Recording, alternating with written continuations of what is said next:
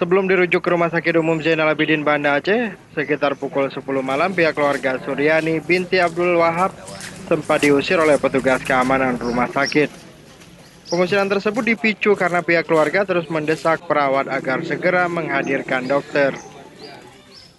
Waktu jam 5 sore, kami itu minta pindah ke rumah sakit lain. Ada ibu mertua saya, ada kakak saya, kakak ipar, ada adik. Kemudian mereka mengusir kami, memanggil security, diusirnya. Tinggal satu orang. Bapak masuk ke ruangan atau gimana? Memang di dalam ruangan. Jadi saat kakak dan kakak, adik, mama minta bantu, biarlah kami pindah. Kami diusir. Itu kronologisnya.